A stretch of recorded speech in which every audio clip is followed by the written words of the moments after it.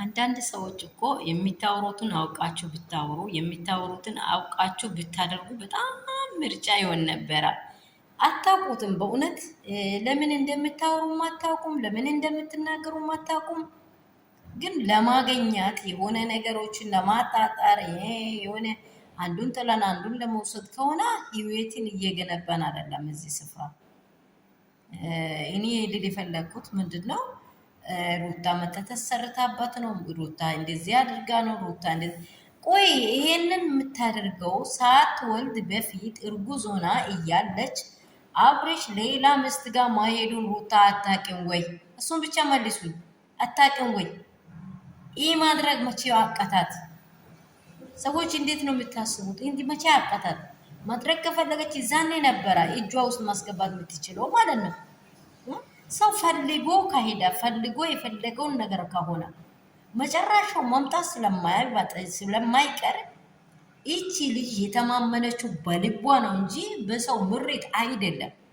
ማወቅ አለባችሁ።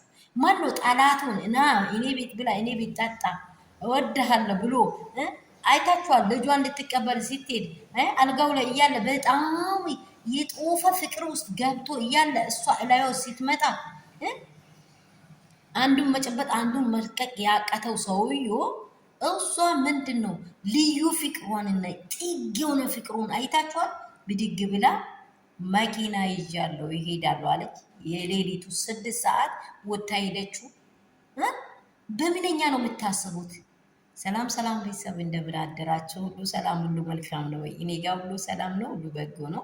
እግዚአብሔር አምላክ ይባረክ። እናንተ ጋርም ሰላም እንደሆነ ሙሉ እምነት አለኝ። ባላችሁበት ስፍራ የእግዚአብሔር ሰላም ጸጋ ትረፍረፍ ብዝዝት ይበልላችሁ። በዓለም ዙሪያ ያላችሁ ውድና እንቁ የሆናችሁ የእኔ ቤተሰቦች ባላችሁበት ስፍራ ላይ እግዚአብሔር ይጠብቃችሁ። ከሀገር ውጭ ከሀገር ውስጥ ያላችሁ በተለያየ ኬዝ በተለያየ መንገድ እየተገናኘን ያለነው ውድና እንቁ የሆናችሁ ደግሞ በሰው አገር ያላችሁ መዳም ቅመሞች ያላችሁበት ስፍራ የእግዚአብሔር ሰላም በእናንተና በነገሮቻችሁ ላይ ብዝት ዝት ይበል። ጌታ በደሙ ሸፍናችሁ ያላችሁበት ስፍራ ሰላም ሆኑልኝ። በየእምነቱ ሃይማኖታችሁ ደግሞ ለምድሪቱ ለአገር ሁሉ ለዓለም ሁሉ ጸልዩ፣ ዱዓ አድርጉ። የምትችሉትን ነገር አድርጉ። እግዚአብሔር ይሰማል። አንድ ነገር በልቤ የመጣው ምንድነው? ሁሉም እኔ ሜሴጅ ውስጥ ገብቼ ሲያየው በየደቂቃ ምጽፎ አብርሽ አታድርግ፣ አብርሽ አታድርግ፣ አብርሽ አታድርግ። ከእናንተ አይጠበቅም። ከእናንተ በየትኛውም ሃይማኖት ደግሞ እግዚአብሔር ፍቺን ይጠላል። ሙስሊም ላይ ይጠላል፣ ኦርቶዶክስ ላይ ይጠላል፣ ጁባ ላይ ይጠላል። እግዚአብሔር በሰማይና በምድር ፍቺን ይጠላል። በቃ ማንም በየትኛውም መልክ የሚጠራው እግዚአብሔርን ስለሆነ በቃ። ስለዚህ ፍቺ የሚጠላው ምንድነው? ባልና ሚስት አድጎ አንድ ጊዜ ከተገናኙ ያን ሰዎች መሀል ላይ ሶስተኛ ግለሰብ እንዳይገባ እግዚአብሔር ስለማይወድ ያ አንድ የሆነው ስጋ አንዱ ምን ሆነ? ሁለቱ አንድ ከመሆናቸው የተነሳ ሊለያዩ አይችሉም። ሞት ብቻ ነው የሚለያቸው ብሎ ጨርሶታል። አሁን የሚታወሩ ሰዎች እስቲ ወደ ኋላ ዞር ብላችሁ ራሳችሁን እዩት። እኔ እዚህ ቦታ ቢሆን ሩታ ቦታ ቢሆን ምን እሆናለሁ? ሩታ ቦታ ቢሆን እኔ ምን ይሆናለሁ?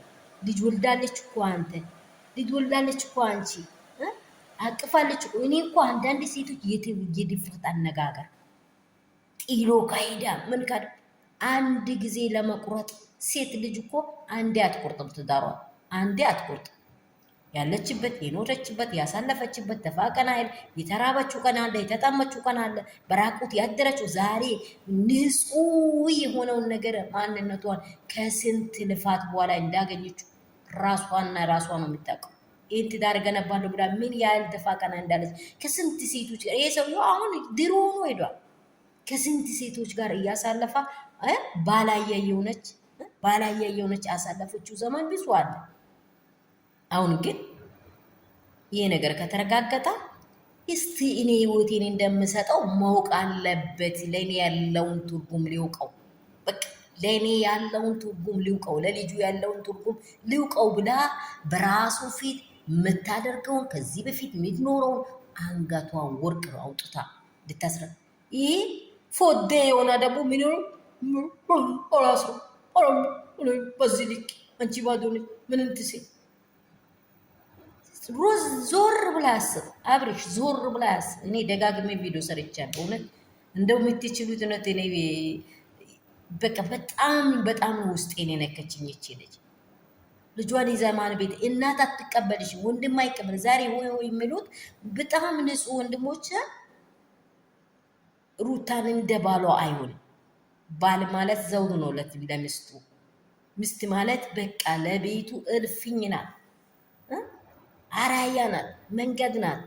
ታዲያ ይችን ሴት ጥሎ እንዲሄድ የምትጎተጉቱት መታ ሰርቶ ነው። አታድርግ አብርሽ ምን እንትሲ እስቲ ሞክረው። በዚህ እንኳን የምትመለስ ከሆነ እስቲ እግዚአብሔር ልቦና የሚሰጥ ከሆነ ብላችሁ ነው ማውራት ያለባችሁ።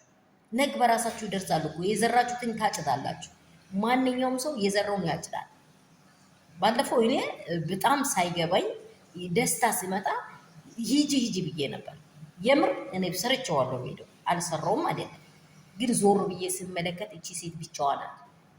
ልጇ እሷ ራስ የሆነ ሰው ቤቷ ላይ የለም። ሌላ ቤት ብትሄድ ወንድ ልጅ ነው የወለደችው።